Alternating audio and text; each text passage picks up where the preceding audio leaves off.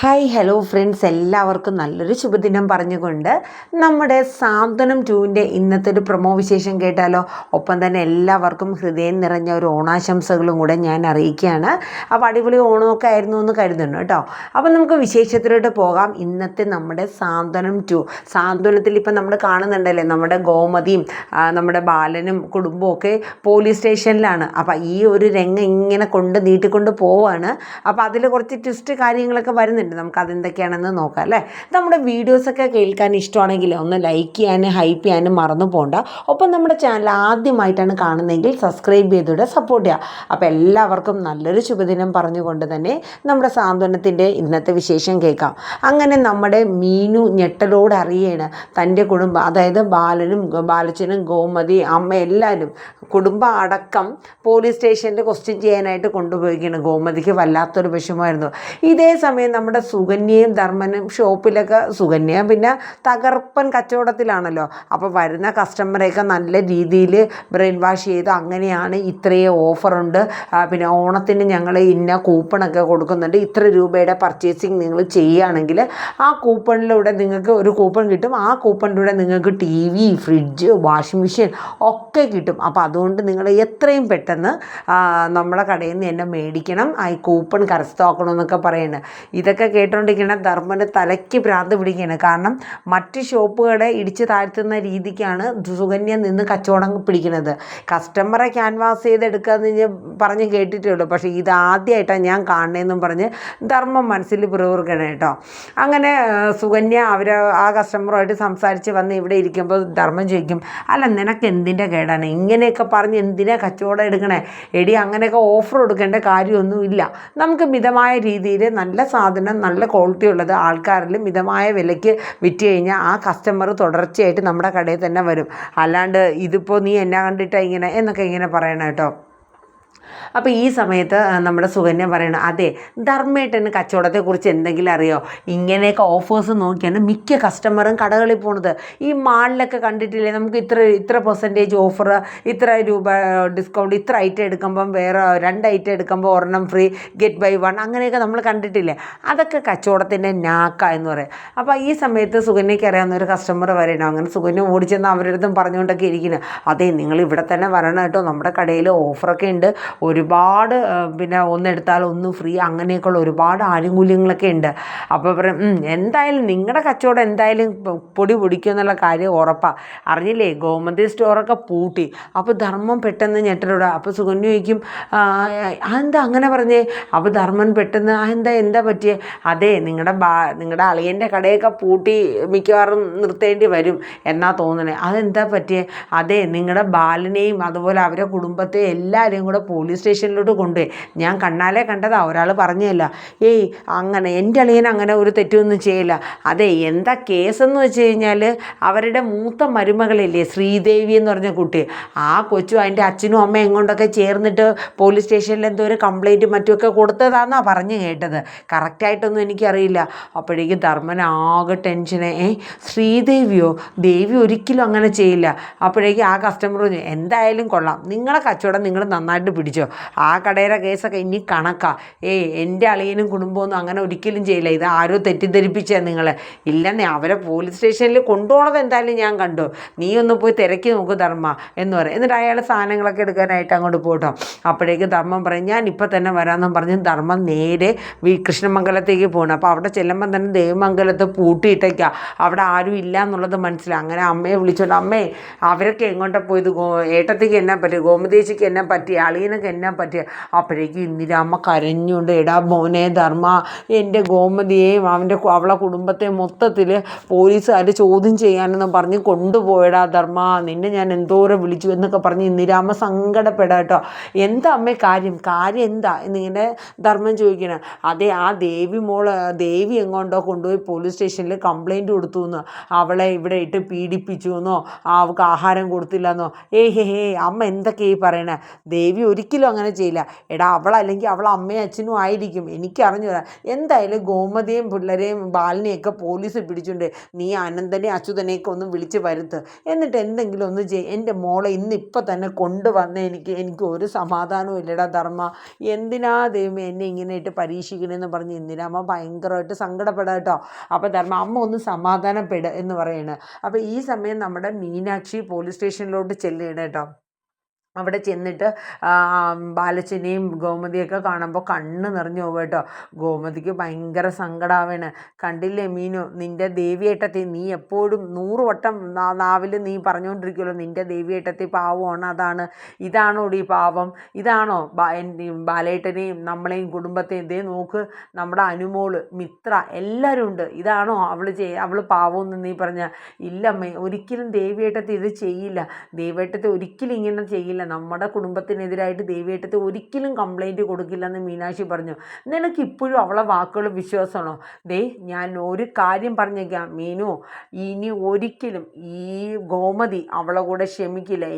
എൻ്റെ കുടുംബത്തെയും ഈ രീതിയിൽ കൊണ്ടെത്തിച്ചവളെ കൂടെ ഞാൻ ജീവനുണ്ടെങ്കിൽ ഞാൻ പൊറുക്കില്ല എന്നൊക്കെ നമ്മുടെ ഗോമതി സങ്കടപ്പെട്ടുകൊണ്ട് പറയാൻ കേട്ടോ. ഈ സമയം നമ്മുടെ ആനന്ദ് പറഞ്ഞു, മീനു നീ ഇപ്പോഴും അവളെ വാക്കുകൾ വിശ്വസിക്കണോ? നിനക്കറിയില്ല, അവൾ പഠിച്ച കള്ളിയാണ്. ഞാൻ ഇത്രയും നാളുകൊണ്ട് ഞാനത് മനസ്സിലാക്കി.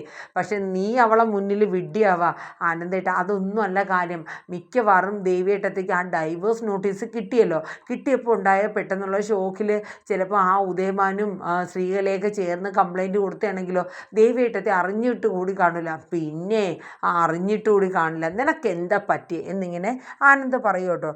അപ്പോൾ ദേവിക്ക് ആകെ ബുദ്ധിമുട്ടാണ്. അങ്ങനെ ദേവി CI പോയി കണ്ടിട്ട് കാര്യങ്ങളൊക്കെ ചോദിക്കണം. അപ്പോൾ CA പറഞ്ഞു, അതെ നിങ്ങളെ ഓരോരുത്തരുടെ അടുത്തും എനിക്ക് എക്സ്പ്ലെയിൻ ചെയ്യാൻ പറ്റില്ല. എന്തായാലും ഇപ്പോൾ ഈ കംപ്ലൈൻറ്റ് തന്ന കുടുംബം ഇപ്പോൾ തന്നെ ഇവിടെ എത്തും. നിങ്ങൾക്ക് പറയാനുള്ളതും അവർക്ക് പറയാനുള്ളതും ഒക്കെ ഞാനൊന്ന് കേൾക്കട്ടെ. ഇതിൽ എത്രത്തോളം സത്യാവസ്ഥ ഉണ്ടെന്ന് മനസ്സിലാക്കിയാലല്ലേ എനിക്ക് എന്തെങ്കിലും നടപടി എടുക്കാൻ പറ്റൂ. അതെ, ഇത് അല്ലറ ചില്ലറ ചെറിയൊരു കംപ്ലൈൻ്റ് അല്ല. ഗാർഹിക പീഡനത്തിന് ഒരു ഒരു പെൺകുട്ടി നൽകിയ കംപ്ലൈൻ്റാണ്. അത് അതിൻ്റേതായ രീതിയിൽ ഉത്തരവാദിത്വത്തോടെ എടുത്താലേ ഞങ്ങൾക്ക് കേസ് തെളിയിക്കാൻ പറ്റുള്ളൂ. മേഡം ഒന്ന് തിരക്കി നോക്കുക. ഞങ്ങളെ കുടുംബത്തെക്കുറിച്ചോ അല്ലെങ്കിൽ മറ്റുള്ളവരുടെ അയൽവക്കത്തോ ആരെടുത്ത് വേണമെങ്കിലും നിങ്ങൾ തിരക്കി നോക്കുക. ബാലനെന്ന് പറയുന്ന ആളും അല്ലെങ്കിൽ ഗോമതി മക്കളെ സ്വന്തം ഞാൻ അവരുടെ സ്വന്തം മകളല്ല, മരുമകളാണ്. പക്ഷെ ഞങ്ങൾ 3 പെൺകുട്ടികളെ ആ അമ്മ സ്വന്തം മകളെ പോലെയാണ് കരുതുന്നത്. ഈ ദേവിയേട്ടത്തി എന്ന് പറയുന്നത് ഞങ്ങളുടെ മൂത്ത ചേച്ചിയാണ്, അതായത് മൂത്ത മരുമകൾ. ആ ദേവിയേട്ടത്തെ ഉള്ളം കയ്യിൽ വെച്ച് എൻ്റെ അമ്മ നോക്കിക്കൊണ്ടിരുന്നത്. അത്രയ്ക്ക് സ്നേഹിച്ച് എൻ്റെ അമ്മ മുന്നോട്ട് പൊയ്ക്കൊണ്ടിരുന്ന ആ അമ്മയെ കുറിച്ചാണോ മാഡം നിങ്ങൾ ഈ പറയണത്? ഇതൊക്കെ കേട്ടപ്പം CAക്ക് ചെറിയൊരു ഇവർ പറയണതിലും എല്ലാവരും ഒരു സത്യസന്ധതയുള്ള കുടുംബം പോലെ CAക്ക് ഫസ്റ്റ് ഓഫ് ഓൾ എന്നെ തോന്നിയിട്ടുണ്ട് ഇവരെല്ലാവരും. അങ്ങനെ എന്തായാലും വരട്ടെ, അവർ വരുന്നുണ്ടല്ലോ, നമുക്ക് എന്താണെന്ന് വെച്ചാൽ ചെയ്യാമെന്നൊക്കെ പറയണേ. ഈ സമയത്താണ് നമ്മുടെ ധർമ്മനും അച്യുതനും അനന്തനും കൂടെ ഗോമതിയെ രക്ഷപ്പെടുത്താനായിട്ട് ഇന്ദിരാമയൊക്കെ പറഞ്ഞിട്ട് സ്റ്റേഷനിലോട്ട് വരുന്നത്. അവരെ കാണുന്നതും ബാലനും ഗോമതിയൊക്കെ ഞെട്ടിത്തെറിക്കുകയാണ്. അപ്പോഴേക്കും മിത്ര അനന്തനെ കണ്ടതും അച്ഛാന്ന് പറഞ്ഞ് ഓടിച്ചെല്ലണം. മോളെ നീ സമാധാനപ്പെട്, നമുക്ക് വേണ്ടുന്നൊക്കെ ചെയ്യാം. അങ്ങനെ നമ്മുടെ ധർമ്മം ചെന്നിട്ട് ഗോമതിയുടെ അടുത്തും ബാലൻ്റെ അടുത്തും അളിയൻ വിഷമിക്കേണ്ട, നമുക്ക് എന്താ വേണ്ടതെന്ന് വെച്ചാൽ ചെയ്യാം, നിങ്ങൾ ഇവിടെ നിന്ന് പുറത്തിറക്കിയിട്ട് ഞാൻ പോകുള്ളൂ എന്നൊക്കെ പറഞ്ഞ് ധർമ്മൻ അവർക്കൊരു ആത്മധൈര്യമൊക്കെ കൊടുക്കുകയാണ്. ഈ സമയം ഗോമതിയുടെ കൈ പിടിച്ചിട്ട് പറഞ്ഞു, ചേച്ചി സങ്കടപ്പെടല്ലേ, ഈ സമയത്ത് മനസ്സ് പതറണ്ട. ഒരിക്കലും ദേവി അറിഞ്ഞുകൊണ്ട് ഇങ്ങനൊരു കംപ്ലൈൻറ്റ് കൊടുക്കാൻ വഴിയില്ല. ഇതിലെന്താ നടന്നതെന്നുള്ളത് നമുക്കറിയില്ലല്ലോ. എന്തായാലും ചേച്ചി സമാധാനപ്പെട്ടിരിക്കുക.